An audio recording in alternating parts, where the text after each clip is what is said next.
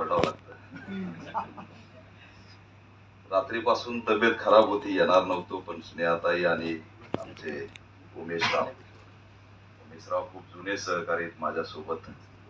आम्ही भारीप पासून सोबत होतो, त्याच्यामुळे त्यांचा शब्द सुद्धा टाळता आला नाही. आणि या सगळ्या मान्यवरांना मी सहसा असंच कधीतरी ऐकलेलं भेट होत नाही, त्या निमित्ताने भेट पण झाली पाहिजे या अपेक्षाने मी या ठिकाणी धावत पळत आलो. येत असताना पुण्याची ट्रॅफिक आणि विधान परिषदेची आमदारकी सेम प्रवास वाटला. जेवढा वेळ मला बीडवरून इथे यायला लागला तेवढा वाघोलीहून इथे यायला लागला. तर मित्रांनो, थेटच मी माझे मुद्दे मांडतोय. श्रीमंत कोकाटे साहेब आणि प्राजक्ताताई हनमकर यांना पहिला विश्वरत्न डॉक्टर बाबासाहेब आंबेडकर कार्यप्रेरणा पुरस्कार मिळाला आहे. आणि स्नेहशील फाउंडेशन स्नेहाताई कांबळे माने यांनी हा पुरस्कार जाहीर केलेला आहे. पहिला आहे, कदाचित दुसऱ्यामध्ये आमचं नाव असेल.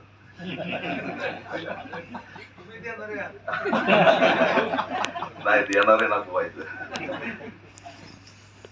कोकाटे साहेबांचे पुस्तक, विचार आणि या आमच्या प्राजक्ताताईला आम्ही टीव्हीवर बघत असतो, मी पण आवर्जून बघत असतो. कधी आता त्यांच्याकडे आणखी बारकाईने बघितलं, एक कळालं की कंगना राणावतला टक्कर द्यायला सरसरीत काय बोलते ती.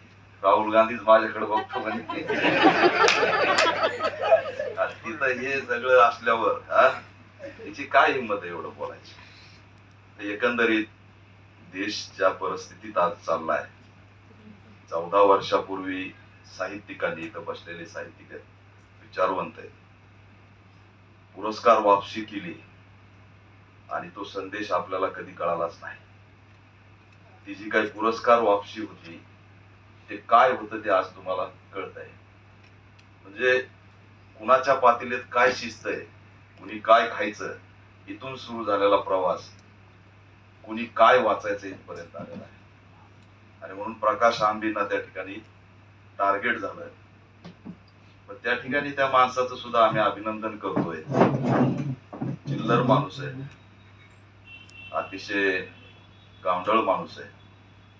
प्रकाश आंबेंना धमकी देतोय, आम्ही त्याचा समाचार सुद्धा घेतला. मैदान, वेळ, काळ हे सुद्धा आम्ही सांगायला सांगितलं, पण गराड्यात बसून शिव्या द्यायच्या. पण उल्हास दादांनी सांगितलं ते मागच्या काळात सातत्याने टीव्हीवर दिसायचे, तेव्हा दिसायचे. त्याच्यामुळे मोठ्या काळानंतर मी त्यांना बोलवतोय की प्रकाश आंबेने जे उत्तर दिलं की मी तुझी वाट बघतोय, तू उद्या इथं ये, तो काय आला नाही. पण निधड्या छातीने प्रकाश आंबे बुलढाण्यात जाऊन त्याच्या घरापुढे धडकला. ही ताकद आहे या ठिकाणी. आणि म्हणून मित्रांनो, जाता जाता एवढंच सांगतो की हे सगळं ढोंग आहे. आरक्षणाचा वाद लावलाय, अशोक खरातचं प्रकरण असेल, या ज्या काही घटना घडतायत मीडियामध्ये मुद्दे भटकवण्यासाठी, प्रकाश आंबेंना टार्गेट केलं ते सहज नाही. रितेश देशमुखचा राजा शिवाजी पिक्चर यायच्या तोंडावर तो काहीतरी धीरेंद्र गर्ग नावाचा महाराज छत्रपती शिवाजी महाराजांना टार्गेट करतो. त्याच्यानंतर संजय गायकवाड फोन करतो. हे सहज झालेलं नाही. पण ज्यावेळेस मी हा पिक्चर बघण्याच्या दृष्टीने एक क्लिप व्हायरल झाली की अफजल खानाचा कोथळा काढल्यानंतर रितेश देशमुख म्हणजे त्या पिक्चर मधले छत्रपती शिवाजी महाराज बाहेर येतात आणि त्यांच्या कपाळावर ज्यांनी वार केला त्याचं मानगुटीलाच ते धरतात, अशी क्लिप ती व्हायरल झाली. आणि त्याच्यानंतर मला कळालं की हे सगळे मुद्दे याच्यासाठी भटकवले की हा पिक्चरच असणारा टिकला नाही पाहिजे. आणि त्याचा एक सुनियोजित कट या ठिकाणी या व्यवस्थेने केलेला आहे. आरक्षणाच्या वर्गीकरणाचं भांडण सुद्धा मोहन भागवतांनी काही वर्षापूर्वी स्टेटमेंट दिलं होतं आरक्षणाच्या समीक्षेचं. तर त्याचंच हे धोरण आहे. आणि त्याच्या विरोधात आता जातीच्या विरोधात जाती उभा राहिल्या. पण मी आज या माध्यमातून एकच मुद्दा मांडतो की हे भटकवणं, हे मुद्द्यांना जन्माला घालणं आणि त्याच्यातून मीडिया ट्रायल करणं, वेळ घालणं हे सहज नाही. गॅस तुटवडा, पेट्रोल डिझेल तुटवडा इथपर्यंत मर्यादित होतं, ते तो सुरूच आहे. पण उल्हासदादा, मी तुम्हाला जबाबदारीने सांगतो की 8 जिल्ह्यामध्ये आणि काही तालुक्यात गॅस तुटवडा आहे. बँकेमध्ये नोटा नाहीये. या 2-3 महिन्यामध्ये बँका सुद्धा उद्ध्वस्त होती. सकाळीच बातमी बघितली की एका नव्या रोगाने एंट्री केली आणि 3 लोक मेले. या सगळ्याच्या लढाईमध्ये जर माणूसच राहिला नाही तर त्या आरक्षणाच्या लढाईला आणि या सगळ्या मुद्द्यांच्या लढाईला काय अर्थ राहणार आहे का, हा प्रश्न मी विचारतोय.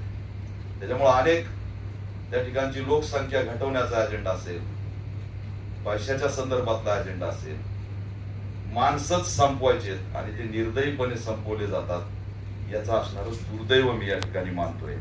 आज माणसाच्या अस्तित्वाचा लढा आहे आणि तो आपण लढला पाहिजे, एवढीच असणारी अपेक्षा मी या ठिकाणी बाळगतोय. गावकुसात फिरत असताना हजारो घटनांना मी भेटी दिल्या, दलित अन्याय अत्याचाराच्या घटनांना भेटी दिल्या. पण त्या नसरापूरच्या घटनेत तो नराधम आहे, त्याला फाशी झाली पाहिजे, ती होत नाही. हे सरकार अपयशी आहे. कारण मालेगावच्या डोंगराळेमध्ये सुद्धा एक चिमुरडीवरती अत्याचार झाला, त्याला अद्याप शिक्षा झालेली नाही. आणि 2010ला खैरलांजीच्या आरोपींना दिलेली फाशीची शिक्षा हायकोर्टात रद्द झाली आणि ती असणारी 25 वर्षाच्या शिक्षेमध्ये कन्वर्ट केली. अद्याप अशा पद्धतीने जर उदाहरण क्रिएट नसेल होत तर त्यातून ह्या घटना थांबणार कशा. पण त्या नसरापूरच्या घटनेत एक दुर्दैवी घटना ही आहे की आरोपीच्या जातीवरती त्या ठिकाणी मंथन झालं आणि चर्चा झाली. त्याचा कुणीच समर्थन करू शकत नाही. महाराष्ट्र हळहळ करतोय. आज त्या मुलीच्या पोस्टमॉर्टमचा रिपोर्ट समोर आलाय, तिच्या शरीरावर जखमा आहेत आणि ती किती छोटी असेल की तिला शेणामध्ये त्यांनी लपवलं होतं. एवढ्या क्रूर घटनेचा कुणीतरी समर्थन करू शकतं का? हा दीपक केदार गाव कुसात फिरत असताना हजारो घटनांना मी भेटी दिल्या, पण एकाही घटनेतल्या आरोपीची जात सांगितली नाही. कारण प्रवृत्ती महत्वाची आणि ती सगळ्यांनी मिळून खेचणं हाच आपला अजेंडा असला पाहिजे. हे आपण क्रिएट केल्याशिवाय त्या ठिकाणी हे जे सुरू आहे ते थांबणार नाही. आणि म्हणून मित्रांनो, परत कधीतरी नक्की आपण भेटू. स्नेहाताई आणि उमेश चव्हाण साहेब यांनी मला बोलवलं. चळवळीतले सगळे सहकारी या ठिकाणी उपस्थित आहेत. श्रीमंत कोकाटे साहेब, प्राजक्ताताई, तुम्हाला शुभेच्छा आहेत. अध्यक्ष सबनीस साहेब, त्यांना सुद्धा आम्हाला ऐकायचंय. एवढंच असणार या निमित्ताने बोलतो आणि माणूस वाचवण्याची लढाई पुन्हा एकदा सक्रिय करू असं असणारं आवाहन करतो. जय हिंद.